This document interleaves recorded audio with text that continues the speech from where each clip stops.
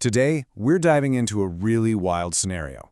It's a speculative, super high-stakes military raid, a fictional operation to capture Venezuelan President Nicolás Maduro from a base that's basically a fortress. The code name? Operation Absolute Resolve. Now, this wasn't something that happened overnight, not even close. The raid itself was really just the final act of a play that had been in motion for months. You had CIA teams slipping into the country way back in August 2025, laying all the quiet groundwork. But the actual green light, the go signal, that didn't come until 2 a.m. on January 3rd, 2026, in the dead of night. So, how in the world do you even begin to prepare for a mission this risky?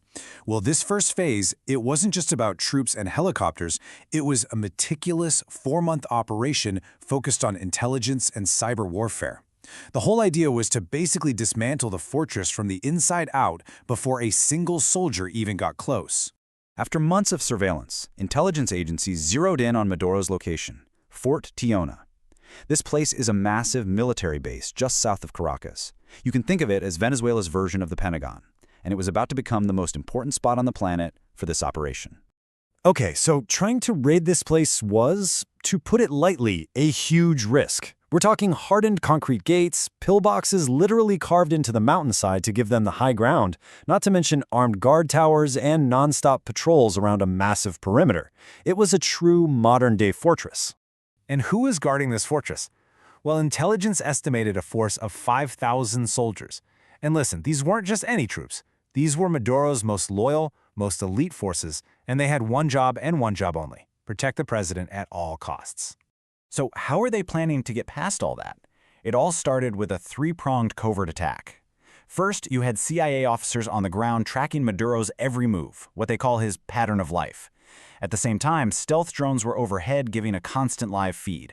And maybe most importantly, U.S. Cyber Command had already planted malware deep inside Venezuela's power grid, just waiting for the signal to flip the switch. All right, so the stage was set. All the pieces were in place. Now was time for the main event, the midnight raid itself. Let's look at how this incredibly complex plan actually went down. The team sent in was a fascinating mix. The main guys on the ground were Delta Force, brought in by the legendary Night Stalkers helicopter pilots. But here's a crazy twist. Embedded with them were FBI hostage rescue team agents. Their job? To make the official arrest.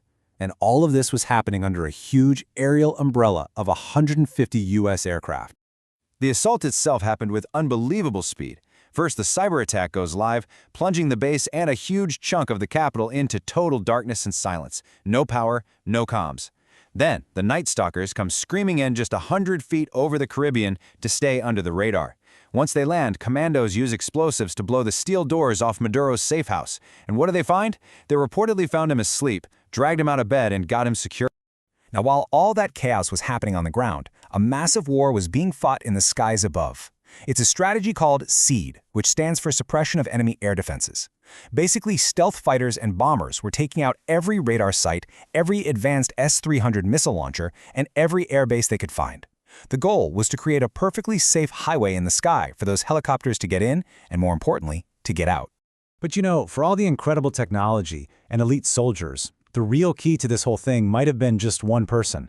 Success ultimately depended on human intelligence. A source, someone deep inside Maduro's inner circle, gave up his exact location. And for that information, they were reportedly paid a staggering $50 million. The mission was a total success. Textbook even. There were 0 American combat fatalities. But it was almost too perfect. The fact that it went so smoothly stunned a lot of people and sparked a really big question. Was this actually a daring raid, or was it some kind of carefully staged cover story? And this right here is the heart of the mystery.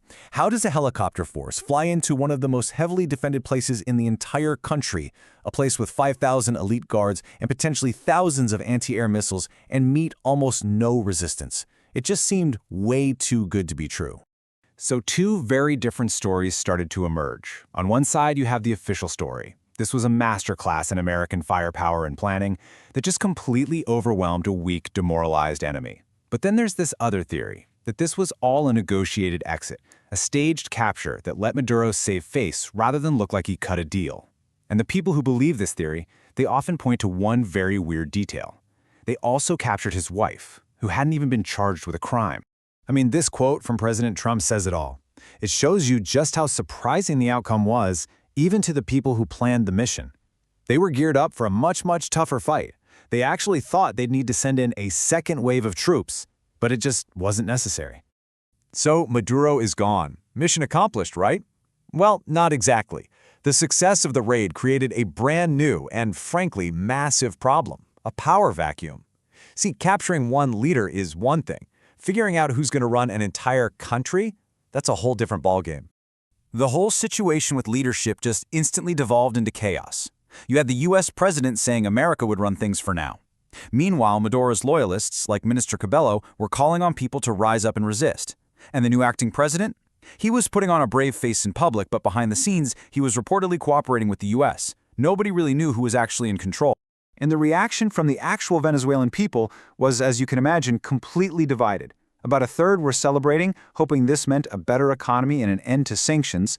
A quarter were furious, seeing it as pure American imperialism. But the biggest group, almost half, were just skeptical, totally unsure of what this new, chaotic reality was going to mean for them.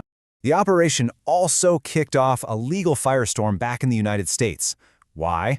Because, unlike a lot of past interventions, this raid was reportedly done with zero notification to Congress, let alone getting their authorization. This put the whole mission in a really controversial legal gray area and maybe set a dangerous precedent for the future. And that really brings us to the final, lingering question. Tactically, the raid was a stunning success. But strategically, the outcome is a lot murkier. With their leader captured and their government in total disarray, it leaves you wondering, is Venezuela on a new path to freedom, or is it simply under new management?